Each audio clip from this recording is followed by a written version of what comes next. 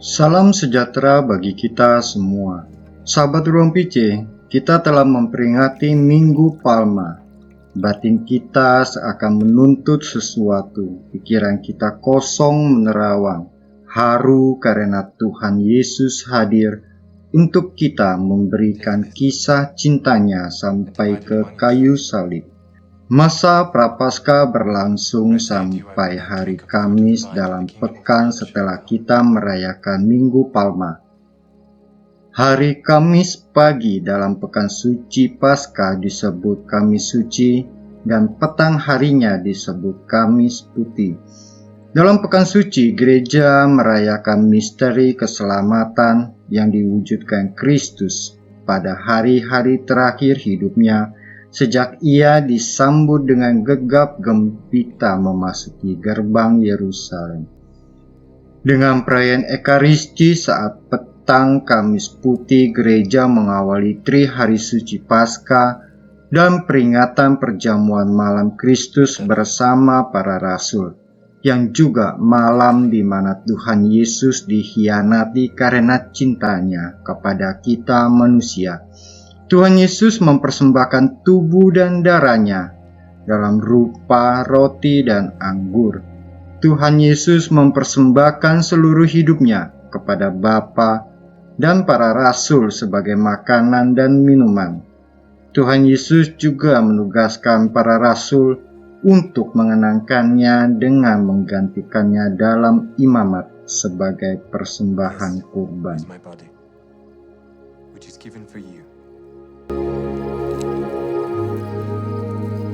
This do in remembrance of me.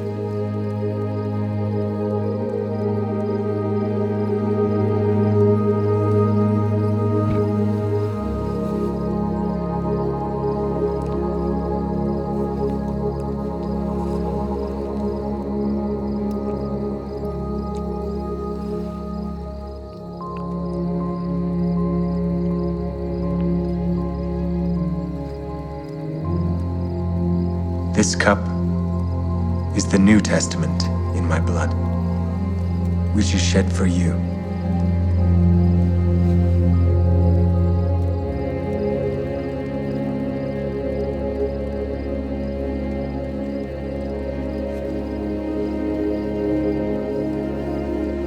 Little children,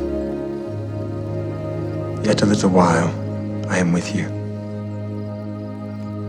A new commandment I give unto you, that ye love one another as I have loved you, that ye also love one another.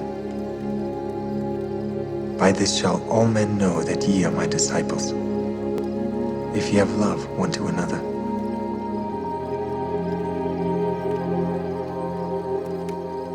Peace I leave with you.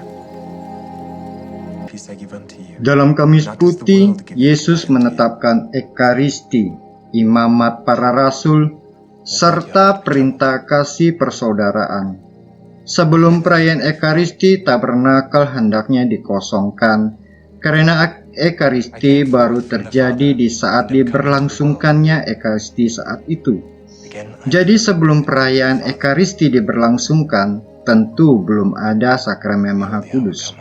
Maka tubuh Kristus dalam rupa hosti suci di tabernakel harus dipindahkan terlebih dahulu sebelum perayaan Ekaristi itu dilangsungkan. Hosti untuk komuni kaum beriman harus dikonsekrir dalam perayaan kurban saat dilangsungkannya. Sesuai tradisi, pada hari ini juga diadakan pencucian kaki dari anggota umat beriman yang terpilih. Maksudnya ialah untuk menunjukkan semangat pelayanan yang rendah hati dan kasih Kristus yang datang, bukan untuk dilayani melainkan untuk melayani. Setelah doa penutup dan berkat pada Kamis Putih, sakramen Maha Kudus dibawa ke tempat penyimpanan, bisa disimpan di kapel pastoran. Sakramen Maha Kudus ditempatkan dalam tabernakel yang kemudian ditutup. Pentatahan dengan monstran tidak diperkenankan karena saat setelah misa tidak ada adorasi atau pemujaan sakramen Maha Kudus. Sakramen Maha Kudus juga tidak disimpan atau diletakkan di dalam sebuah penyimpanan yang berbentuk makam suci. Hendaknya juga dihindari ungkapan kata makam suci ini, karena tempat penyimpanan itu tidak dimaksudkan sebagai pemakaman Tuhan, melainkan untuk menyimpan hosti suci untuk komuni pada Jumat Agung. Setelah selesai perayaan Ekaristi atau misa selesai, altar dikosongkan atau ditutup kain merah atau putih.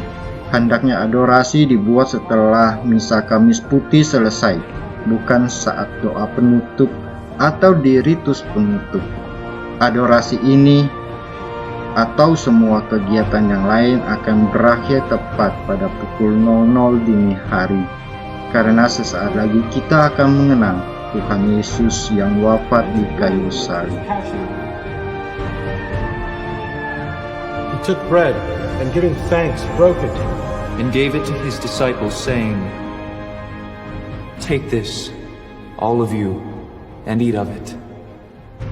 For this is my body, which will be given up for you."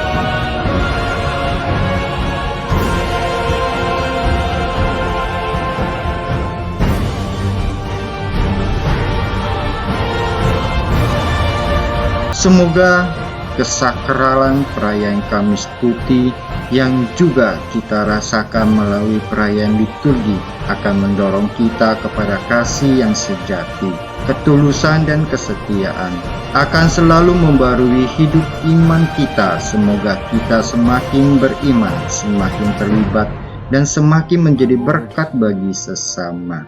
Tuhan memberkati. Amin. Non scole sed vita discimus.